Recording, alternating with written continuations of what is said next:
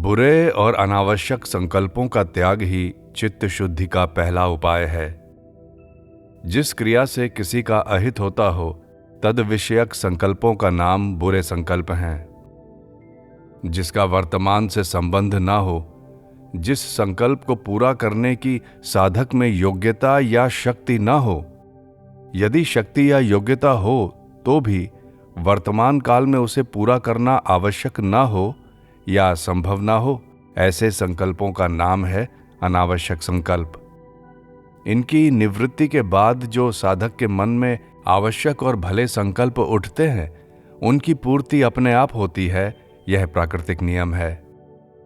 दूसरा उपाय, आवश्यक और भले संकल्पों की पूर्ति में भी उस पूर्ति के सुख में रस न लेना, किंतु ईश्वर की अहेतुकी कृपा का अनुभव करते हुए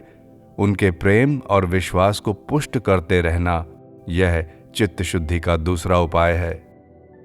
आवश्यक संकल्प उनको कहते हैं जिनके अनुसार साधक की प्रवृत्ति होना स्वाभाविक है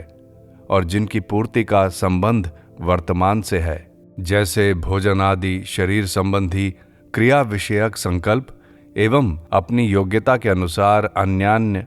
वर्तमान प्रवृत्ति से या निवृत्ति से संबंध रखने वाले संकल्प। भले संकल्प उनको कहते हैं जिसमें किसी का हित प्रसन्नता निहित हो। जब कभी साधक को ऐसा प्रतीत होता हो कि मेरे आवश्यक और शुभ संकल्पों की भी पूर्ति नहीं हो रही है, तो उस समय मन में किसी प्रकार की खिन्नता या निराशा को स्थान नहीं देना चाहिए, किंतु ऐसा समझना चाहिए कि प्रभु अब मुझे अपनाने के लिए, मुझे अपना प्रेम प्रदान करने के लिए मेरे मन की बात पूरी ना करके अपने मन की बात पूरी कर रहे हैं,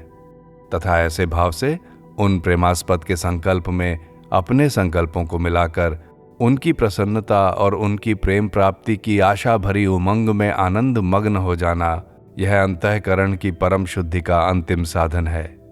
चित्त शुद्ध होने से निर्विकल्प स्थिति और संदेह रहित बोध होता है। उस समय साधक के जीवन में सब प्रकार के दुखों की निवृत्ति तथा साधन और सामर्थ्य का अनुभव होता है, परंतु उससे होने वाले सुख में भी साधक को संतुष्ट नहीं होना चाहिए और उसका उपभोग भी नहीं करना चाहिए, बल्कि उदासीन भाव से उसकी उपेक्षा करके भगवान के प्रेम और विश्वास को ही पुष्ट करते रहना चाहिए।